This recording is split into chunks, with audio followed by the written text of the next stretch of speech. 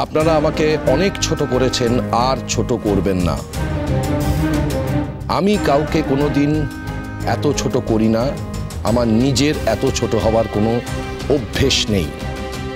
আমি যখন বলছি যে এর কোনো প্রয়োজন নেই, তখন তার মানে কোনো প্রয়োজন নেই, কেননা ওরকম ধরনের কোনো ঘটনা কখনো ছিল না।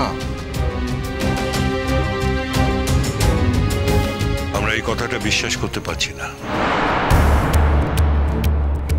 তাহলে তো আর কোনো কথা বলার থাকে না। আপনি যখন কথাটা অবিশ্বাস করেই ফেলেছেন, তখন নতুন করে আপনাকে বিশ্বাস করানোর কোনো দায় আমি বোধ করছি না। চলি মেঘলা। বাবি, বাবি তুমি আমার কথাটা একবার ভেবে দেখলে না? বাবি, এটা তো আমার শ্বশুর বাড়ি। তুমি একটা জিনিস কেন বুঝতে পারছো না?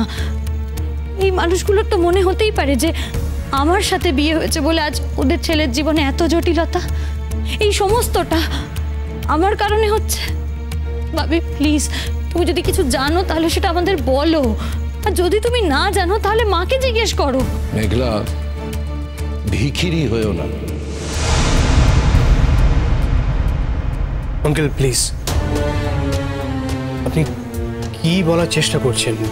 এভাবে কথা বলার মানে কি? আমি কথাটা আমার মেয়েকে বলেছি, আমার মেয়ে বুঝতে পেরেছে। বোঝনি মেঘলা? মেঘলা, একটা বিয়ে টিকিয়ে রাখার জন্য এতটা ভিখিরিপনা করো না। এই ভিখিরি সাজটা তোমার মানায় না।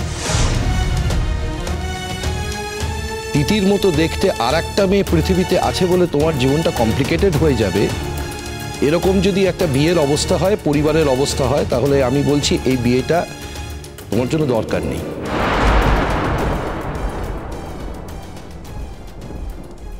এসব কি বলছেন আপনি? কি কথা এসব? আপনার মুখে কিছু আটকায় না দাদা? ঠিকই বলেছেন, আমার মুখে প্রয়োজনীয় এবং সত্যি কোনো কথাই আটকায় না। আমি পৃথিবীতে যেটাকে সত্যি বলে মানি, বিশ্বাস করি, আমি সে কথাটাই আমি আমার মেয়েকে এবং সবাইকে বলে যাই, বলে যাব।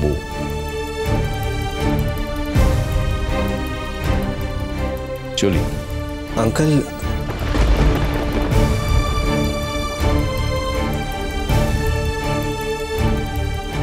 আমি বুঝতে পারছি তুমি খুব কষ্ট পাচ্ছ, খুবই কষ্ট পাচ্ছ, তোমার ভীষণ অসহায় লাগছে, তুমি কিছুতেই হিসেব মেলাতে পারছো না, আমি এগুলো বুঝতে পারছি।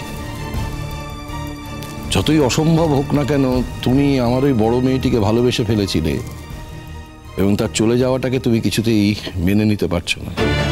আমি এগুলো সব বুঝতে পারছি, কিন্তু বিশ্বাস করো, এখানে যে আলোচনাগুলো হচ্ছে তার সঙ্গে সত্যি কোনো যোগাযোগ নেই। ইতির মা যখন লেবার রুমে যান, আর 5 জনের মতো অস্থির অবস্থায় আমিও লেবার রুমের বাইরে দাঁড়িয়ে থেকেছি।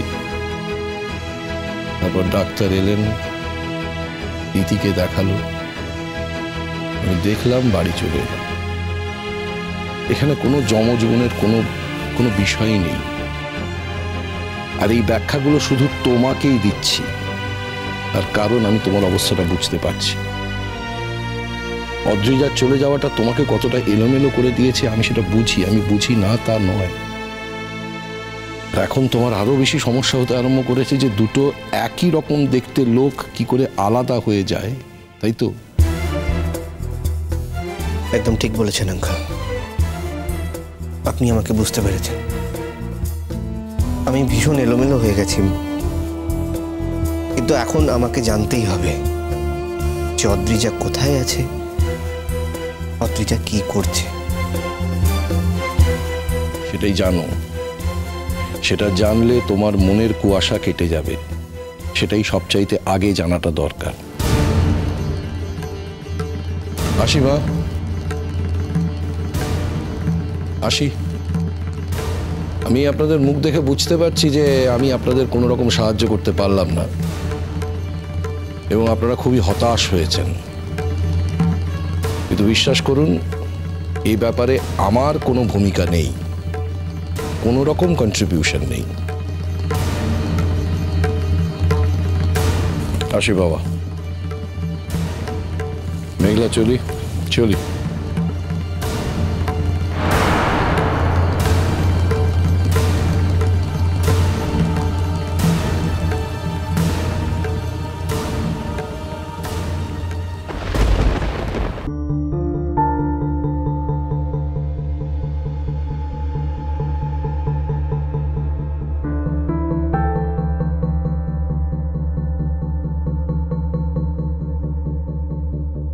না,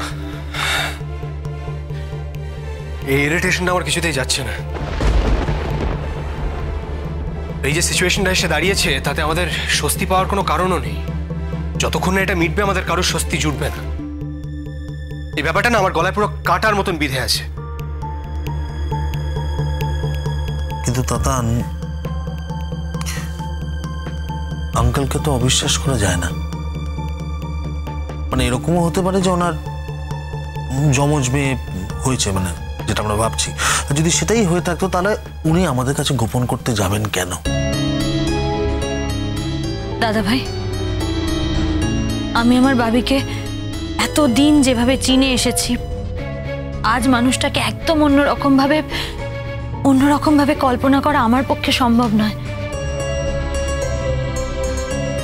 আমার বাবি এরকম কাজ কোনো দিন করতে পারে না।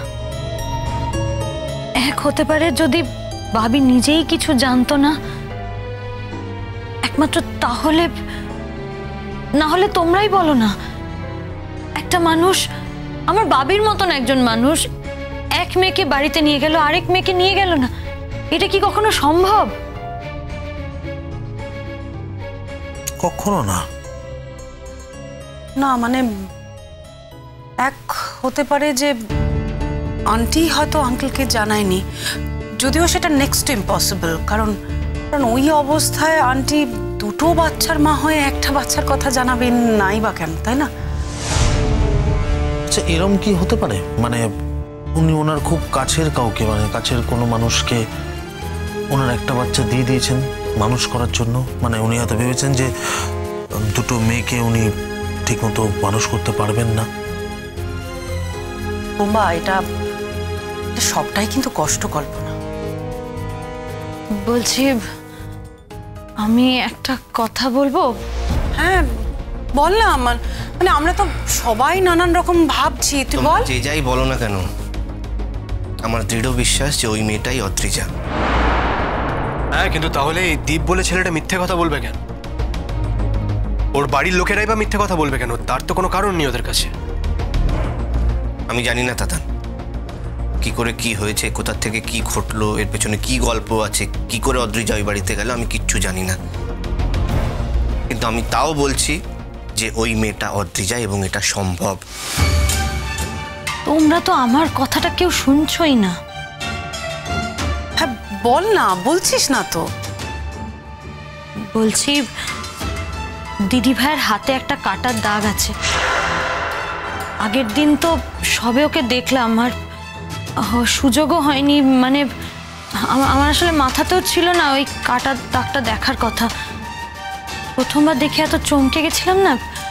যাই হোক, আমরা যদি কোনোভাবে দেখতে পারি, মানে কোনোভাবে যদি জানতে পারি যে কাটা দাগটা আছে কি না ওর হাতে, তাহলেই তো বুঝে যাব যে ও দিদিভাই কি দিদিভাই নয়। এখন আর বুঝবে কি করে? সেই বোঝার সুযোগ আর কোথায়? না বোঝার কি আছে দাদা ভাই? আমরা যদি ওদের আমাদের বাড়িতে ইনভাইট করি।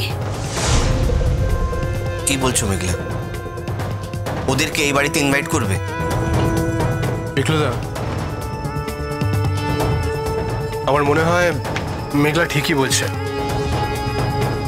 দেখ, ওদেরকে যদি আমরা এই বাড়িতে নেমন্তন্ন করি তাহলে এই মেয়েটি আদৌ অদ্রিজা কি না সেটা আমরা আরো ক্লোজলি বোঝার চেষ্টা করতে পারবো। মেঘলা খুব কাছের থেকে মেয়েটাকে দেখতে পারবে।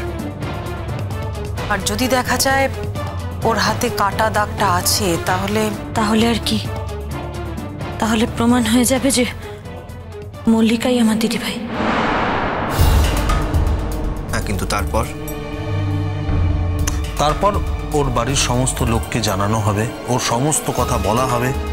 আমাদের কাছে তো ওর ছবি আছে, সেই সমস্ত ছবিও দেখানো হবে সেদিন। গুড আইডিয়া দাদা ভাই।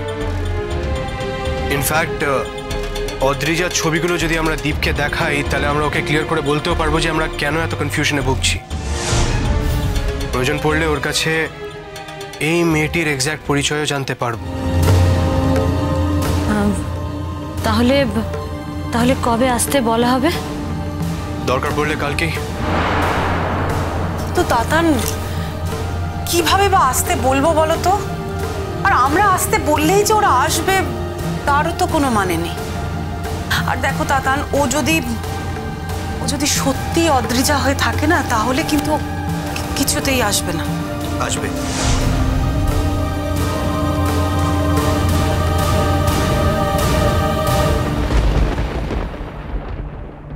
বলছিলাম ভাই, আমরা খুব আশা করে থাকবো কিন্তু আপনারা আসবেন। আমি তো যেতেই পারি, কিন্তু আমি একটা কথা শুনলাম, মানে আমাকে নিয়ে নাকি আপনাদের মধ্যে একটা সন্দেহ তৈরি হয়েছে। মানে নদী